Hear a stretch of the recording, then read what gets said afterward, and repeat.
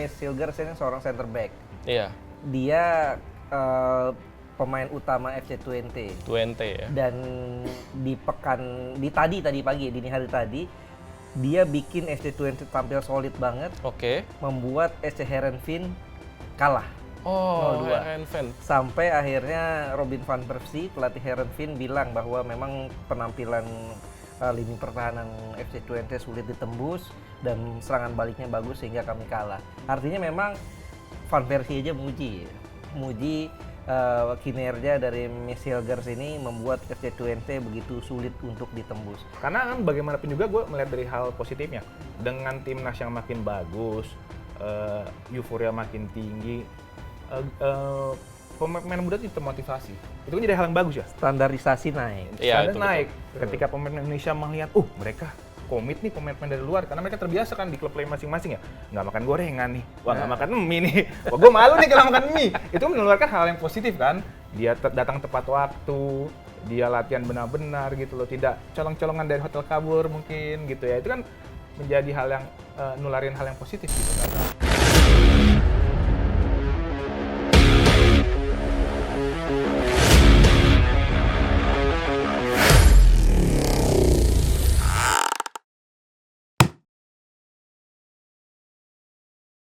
Selamat untuk Miss Hilgers dan Eliano Reinders yang minggu depan akan menjadi WNI ya, akan membela timnas Indonesia. Tapi kayaknya kok cepet banget ya. Nah ini jadi pertanyaan nih, sespesial apa sih Miss Hilgers dan Eliano Reinders ini sampai ini paket ekspres nih untuk naturalisasinya ini. Itu akan kita ketahui semua jawabannya ada di podcast Ruang Ganti. Dan untuk menjawab itu, kita sudah kedatangan dua narasumber, jurnalis senior, pengalaman juga. Ada Bung Ais. Siap. Apa kabar Bung Ais? Alhamdulillah baik. Abdul Haris pernah selfie dengan Cristiano Ronaldo, pernah ngeliput Piala Dunia juga ya? Iya kan ya? Pernah ngeliput Piala Dunia juga, dan ini juga nggak kalah keren ya. Ada Bang Pras ya? Apa kabar Bang Pras? Halo. Harus begini ya, beda ya? Beda. Ada Komando. Ini juga jurnalis senior juga ya pastinya. Pernah ngeliput beberapa event juga ya? Ya Euro pernah. Euro ya. Terus ya timnas luar negeri juga pernah. Timnas luar negeri. Voli pantai juga pernah kok. Voli pantai. Wah, itu Menyenangkan. Tapi yang kita bahas di episode ini lebih ke soal naturalisasi. Ya. Di mana biasanya itu kalau pengambilan sumpah pemain itu di sini kan ya, di Indonesia. Tapi menariknya Miss Hilgers dan Eliano Reinders justru kita mengirim Dirjen AHU ya. Dirjen AHU ke Belanda untuk mengambil sumpahnya kedua pemain ini. Dan itu cepet banget proses naturalisasinya. Pertanyaannya, sespesial apa sih? Iya, dua pemain ini kalau kita lihat Miss Hilgers ini seorang center back. Iya, Dia pemain utama FC Twente. Twente ya. Dan tadi pagi, dini hari tadi, dia bikin FC Twente tampil solid banget, Oke. membuat SC Heerenveen kalah. Oh, 0-2. Heerenveen. Sampai akhirnya Robin van Persie, pelatih Heerenveen, bilang bahwa memang penampilan lini pertahanan FC Twente sulit ditembus dan serangan baliknya bagus sehingga kami kalah. Artinya memang Van Persie aja muji kinerja dari Miss Hilgers ini membuat FC Twente begitu sulit untuk ditembus. Ya, kemudian Eliano Reinders ini seorang gelandang serang, tapi dia bisa dimainkan di beberapa posisi. Mungkin dia versatile mirip-mirip Marcelino ya. Marcelino Ferdinand. Tapi dia bisa juga dimainkan sebagai second striker. Artinya opsi di lini depan tim nasional Indonesia akan lebih banyak jika Eliano Reinders bisa main nanti lawan Bahrain, lawan China. Dan begitupun Miss Hilgers. Pilihan di belakang akan semakin luar biasa ya. Arda Jaijes, Justin Hapner, Nathan. Ini membuat ada Elkan Bagot juga. betul, kalau dipanggil. Kalau dipanggil tapi ya, kalau dipanggil. Kalau Elkan Bagot minta maaf. Iya itu. Ya artinya memang pilihan jadi lebih banyak, opsi lebih banyak, dan ini membuat kans kita mudah-mudahan bisa lebih banyak untuk bisa dapat poin maksimal di kandang Bahrain dan di kandang China nanti. Bang Pras, setuju nggak nih? Kalau misalnya Miss Hilgers datang, Eliano Reinders, yang dimana itu adiknya Tatjani Reinders ya, pemain AC Milan, datang kans Piala Dunia jadi semakin terbuka lebar gitu. Terbuka lebar sih saya nggak bisa bilang terbuka lebar ya. Oh belum ya, belum? Belum ya, karena Oke. kita juga harus realistis ya. Yang kita lawan adalah China, Bahrain, Jepang. Gitu lah. Tapi paling nggak harapan ada. Kalau dulu mungkin harapan, sudahlah kita sebagai fans sepak bola imun aja dengan kekalahan gitu. Iya, Tapi kan imun. dengan kekuatan timnas kita sekarang ya peluang terbuka gitu loh. Apalagi ada penambahan kuota peserta kan Iya. Piala Dunia. Setidaknya nggak terbuka sedikit lah, lumayan lah intinya. Eliano juga adalah salah satu pemain yang memang tipikal disukai sama STI ya, yang versatile bisa main di mana aja. Kan kita juga lihat beberapa pemain yang ditarik itu memang bisa mengisi posisi mana aja kayak Nathan ya kan. Marcelino juga bisa beberapa posisi kan. Jadi menurut Ragnar saya, juga ya? yes, Sandy Ragnar Walsh juga, juga bisa. yes, banyak banget memang itu gayanya STI. Jadi dia bisa merubah formasi sesuai keinginan dia dan juga sesuai dengan lawan yang akan dihadapi. Jadi menurut saya sih kita nunggu aja ya. Menurut saya juga pasti akan menarik nih. Kita lihat bagaimana racikan STI untuk memasangkan Mi sama si Eliano ini di pertandingan. Mudah-mudahan sih kalau nggak ada halangan melawan Bahrain ya terdekat ya. Bahrain. Nah, itu bisa kita lihat lah. Dan saya nggak setuju sih kalau memang dia prosesnya cepat. Karena kami butuh kemenangan gitu. Kami butuh kemenangan. Karena kita 2 kali seri ya? Iya, 2 kali seri. kali seri. Paling nggak sekali seri sih menurut saya juga udah lumayan bagus ya. Peluang makin terbuka lebar gitu ya. Kalau Jepang ya kita lihat nanti aja lah Jepang gimana. Nggak apa-apa, kan masih lama Jepang kan. Kita masih punya waktu. Tapi satu hal yang pasti adalah kenapa ini begitu cepat, karena kedua pemain ini spesial berarti ya, kedua pemain ini ya. Tapi dengan spesialnya mereka, ada yang terancam nggak nih, Bang Pras nih? Dengan kedatangan dua pemain ini. Ya terancam sudah pasti ya. Tapi kan yang terancam juga banyak yang ngomong nanti pemain Indonesia atau pemain apa nih, pemain domestik lah ya, semakin terancam nih. Oh, bisa maksudnya nggak main. jadi full naturalisasi? Iya, banyak yang ngomong gitu. Tapi menurut saya juga bukan hanya pemain-pemain yang bermain di Indonesia, pemain di luar yang naturalisasi juga banyak terancam. Iya. Kita lihat Jordi Amat aja sudah sepertinya tidak akan dipakai lagi ya. Iya. Dengan Sementara ya? sementara Karena dengan masih cedera ya. Iya, cedera dan banyak pilihan lebih muda, lebih Bagus. agresif di belakang. Apalagi si Jordi ini beberapa kali melakukan blunder ya. Iya. Walaupun penilai saya nggak bisa menilai. Nanti kita lihat STI juga kan, apakah memang dia di belakang tuh masih dibutuhkan. Tapi dengan hadirnya Miss, bisa aja bukan pemain domestik yang pemain apa sih sebutnya ya? Pemain yang bermain di liga Pemain lokal kita. Pemain Indonesia yang akan tersingkir. Bisa juga ada beberapa yang tersingkir. Kayak Elkan Bagus saya sudah tersingkir kan. Ya. Walaupun ada faktor yang lain ya. Ada faktor X itu ya? Iya, jadi ya bisa saja bukan hanya pemain ini, banyak pemain yang bisa tersingkir kan. Kita nggak tahu nih seberapa ketat persaingannya nanti, tapi ada beberapa pemain yang mungkin harus dikeluarkan ya dari skuad timnas Oke, ya. berarti kalau misalnya datangnya Miss Hilgers ini mungkin Jordi Amat ya? Mungkin ya? Iya, dari kalau Bang Pras ya? secara hitung-hitungan kasar sih kemungkinan sih ya. Yang, Kalau ada yang pendapat paling lain? utama ya mungkin salah satu pemain lokal ya. Kayak kalau Jordi kan masih Ferrari, cedera. Iya. Kemungkinan Wahyu Pras ya. Oh, Wahyu Pras. Wahyu Pras yang kemungkinan bisa jadi tidak dipanggil atau bisa jadi dia akan jadi apa namanya pemain kan boleh bawa dari 23 dia boleh panggil 26 atau bahkan lebih. Iya, 3 Tapi lagi. yang masuk line up kan tetap 23. Tapi yang paling terancam betul ya memang Rizky Ridho ya. Oh, Rizky Ridho. Rizky Ridho tentu akan rawan ya karena pilihannya kan antara Justin, Jay Ijes, Rizky Ridho nih. Jay Ijes kayaknya Jay Ijes pasti. kayaknya kemungkinan bakal bertahan karena dia captain, bermainnya paling solid, bermainnya paling stabil ya, artinya kemungkinan besar Jay Ijes akan tetap jadi pilihan utama. Tinggal sekarang apakah Justin atau Rizky Ridho yang bakal tergeser. Nah, tapi kalau dari Bang Pras bisa aja Justin ya? Bisa aja kan? Banyak kita nggak tahu. Karena Rizky Ridho juga tampil bagus loh. Nah, itu dia. Orang banyak puji Rizky Ridho. Rizky Ridho memang main di liga lokal, di Liga 1 kita ya. Tapi kualitasnya saat main di timnas, dia tidak kalah dengan pemain-pemain diaspora. Bahkan di Persija pun juga ada cuplikan ya, lawan Dewa United ya, yang dia bloknya mahal banget itu. Betul. Sampai pelatih Jan Oderi Kering juga garuk-garuk kepala itu gimana caranya bisa blok kayak gitu. Berarti artinya ada peluang. Enggak full naturalisasi berarti ya?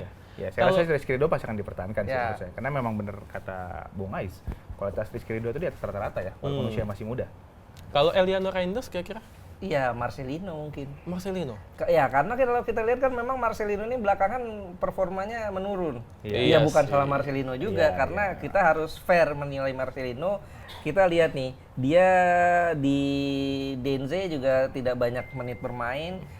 Kemudian lepas dari Denze, dia harus menunggu lama untuk gabung dengan Oxford. Sampai sekarang juga belum dapatkan menit bermain. Ya wajar kalau performanya menurun, gitu loh. Ini yang membuat Marcelino rawan sekali tergeser. Bahkan saat lawan Arab kan yang dimainkan bukan Marcelino, Witan. Dan Witan justru tampil bagus saat lawan Arab. Salah satu gol Indonesia kan bukan salah satu, satu-satunya gol. Satu-satunya gol. Itu tidak lepas dari peran Witan juga gitu. Artinya memang kans Marcelino untuk bisa tergeser sangat tinggi dengan hadirnya Eliano Reinders. Ya, kalau menurut saya sih Marcelino tersingkir, tapi bukan berarti tersingkir dari squad ya. Iya, itu ya. Bisa dari starting line up. Ya, dia nggak jadi starting line up, mungkin dia jadi reserve, tapi kan nanti ada mungkin yang akan tersingkir dari squad mungkin ya. Kita lihat analisa pertimbangannya ST Ricky Kambuaya mungkin.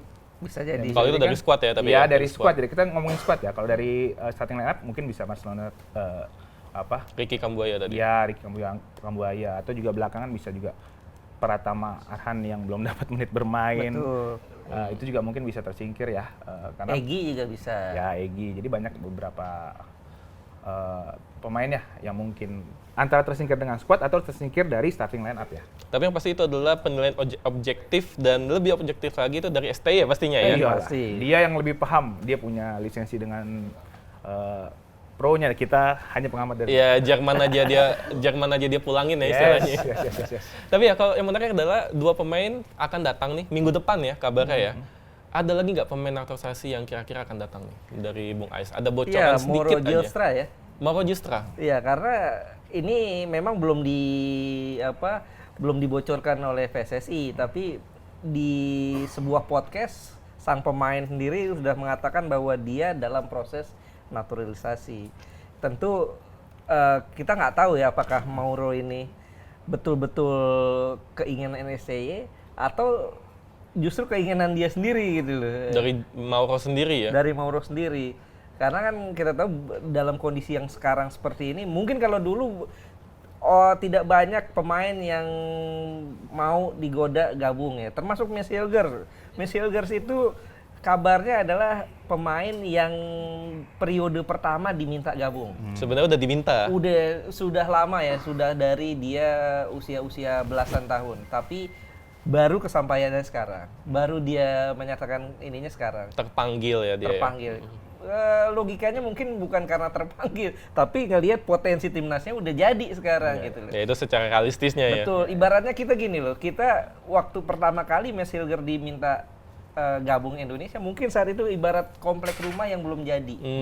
Masih lapangan kosong, belum ada fasilitas umum, belum ada apa-apa. Sekarang semuanya udah serba jadi. Jadi dia sudah lihat, oh potensinya seperti ini. Akhirnya dia mau gabung. Ada lagi yang lain mungkin? Jairo yang Jairo Riedewald ya? Iya, Jairo itu kabarnya yang paling santer memang Jairo ya. Udah pernah ya diperbincangkan beberapa kali kan. Cuman kan seperti kata Pak Ketum ya, kalau belum salaman belum di. Jadi kita tunggu aja tuh. Tunggu salaman baru sudah. Itu baru kita bisa lanjutkan pembahasan yang lain. Atau kita bikin ini aja pakai aplikasi ya salaman ya. Pelukan aja bisa. AI itu ya. Kayak begini ya. Kalau kata Komando belum here we go. Jadi belum bisa. Jadi Mauro dan Jairo keren banget sih ya. Pernah main di Crystal Palace, Liga Inggris ya. Wah, itu kalau sampai dateng sih ngeri banget ya pastinya ya. Tapi masalahnya adalah muncul lagi nih polemik naturalisasi, riak-riaknya itu dari ex-dubes Polandia ya, kita sebut saja. Dia mempermasalahkan soal paspor. Sebenarnya emang bener ya yang dia bahas itu? Iya, kalau kita bicaranya apa yang dibilang oleh Menpora aja. Menpora menurut pengakuannya bahwa tidak benar itu ada paspor ganda. Nggak mungkin. Nggak mungkin ada paspor ganda karena memang aturan kita tidak menganut dual citizenship, Dua kewarganegaraan. Kita hanya menganut satu kewarganegaraan. Tapi ya kalau whatever lah, apakah itu betul atau enggak, kalau gue sih nggak terlalu peduli ya dia punya paspor ganda, kayak mau enggak terserah. Yang paling penting saat dia tampil dia maksimal.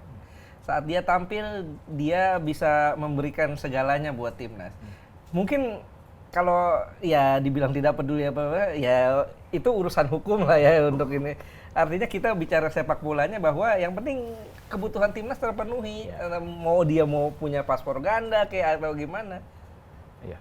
Terserah saja kalau. Ya, kita juga nggak boleh egois juga karena gini.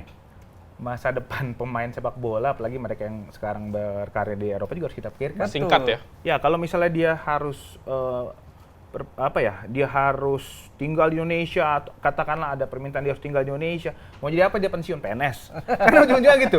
Kalau nggak jadi komentar bola, PNS. Tapi kan mereka masih punya karir. Kita lihat John van Beekering, balik lagi tuh dulu ke sana segala macam. Akhirnya jadi security kan. Kabarnya ya. Dia nggak di Indonesia, bahkan walaupun dia udah punya paspor Indonesia ya. Kita nggak tahu, ya seperti yang saya sih setuju dengan Bung Ais ya, masalah secara hukum memang seharusnya mereka hanya punya paspor Indonesia. Tapi kita nggak tahu kan itu paspor ganda atau tidak.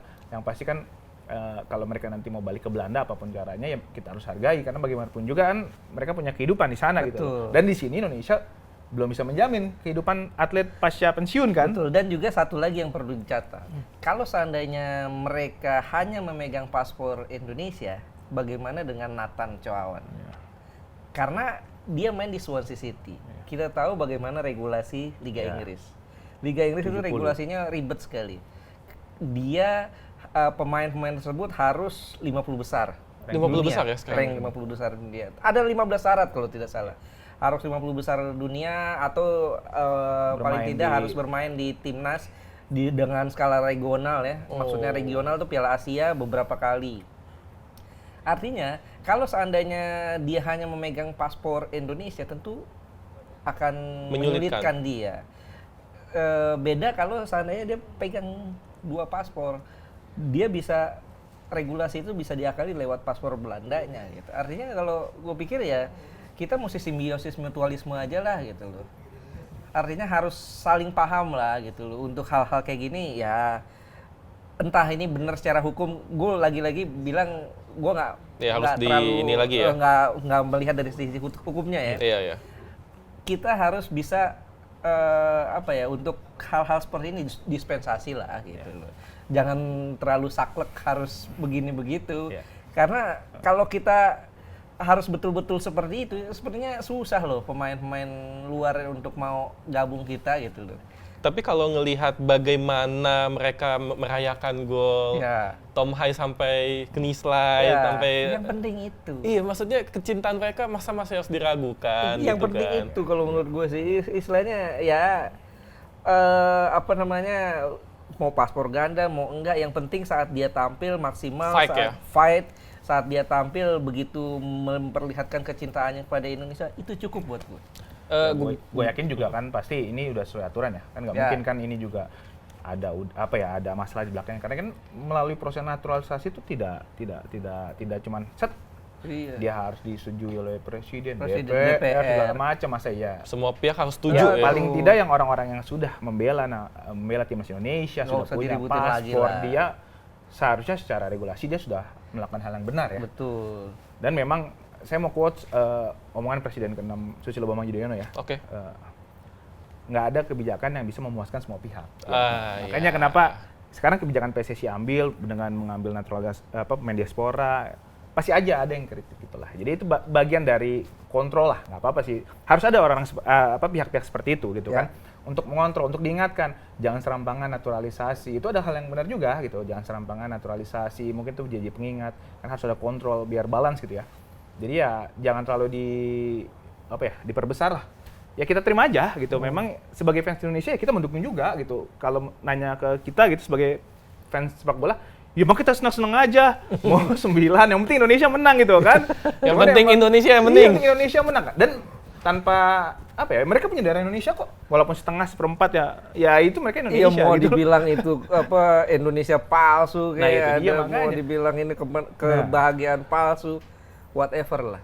Ya artinya yang paling penting kan buat kita naik grade dulu nih gitu. Iya. Nanti ya pelan-pelan kita dorong PSSI untuk jangan cuma naturalisasi nih. Lu mesti lihat juga pembinaan usia muda, kompetisinya dijalanin gitu loh. Ya ini kan skala jangka pendek aja gitu. Tapi yang menarik tadi dibahas soal kritik ya. Salah satu yang mengkritik adalah seorang akademisi yang dia bilang ini adalah sensasi yang palsu gitu. Iya. Terus ada juga anggota DPR yang mengkritik kebijakan naturalisasi atau kebijakan naturalisasi. Naturalisasi. Kalau gue pikir gini, di olahraga itu udah jadi hal biasa kok. Jadi meskipun sensasi palsu, terus ada Iya, yang ngomong kita lihat. akamsi juga ya. Bagaimana Perancis? Kalau tidak ada pemain-pemain imigran, kalau tidak ada pemain-pemain campuran, apakah mereka pernah jadi juara dunia?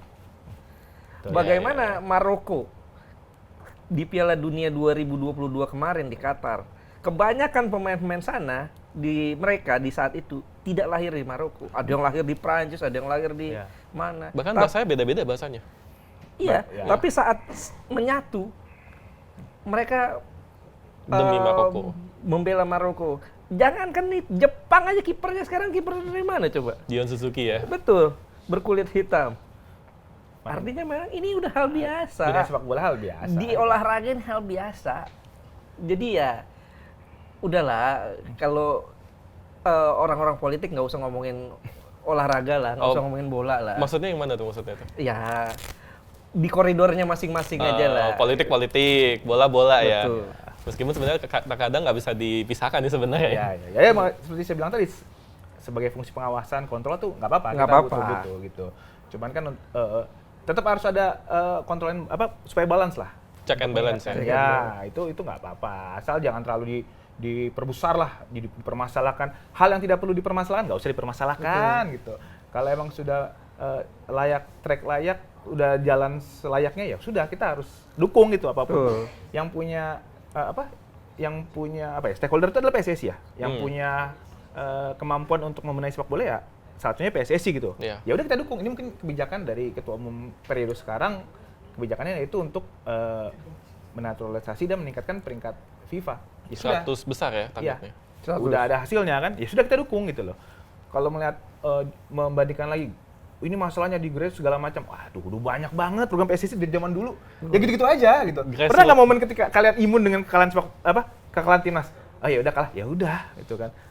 Kapan gitu bisa comeback? Nih saatnya gitu. Udahlah kita saatnya dukung bareng-bareng gitu loh. Toh nggak ada regulasi yang dilanggar, semua melalui aturan, melalui yang benar gitu alurnya. Ya sudah kita dukung aja gitu loh.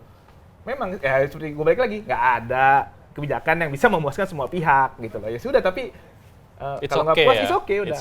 Yang penting mayoritas puas gitu, nggak ada masalah kok. Di media sosial juga semua pada ngedukung. Ya udahlah, anggaplah itu sebagai pengingat kita aja. Jadi jangan terlalu ini juga ya istilahnya. Jangan lupakan pembinaan usia muda. Iya, pembinaan usia muda. Pembinaan usia muda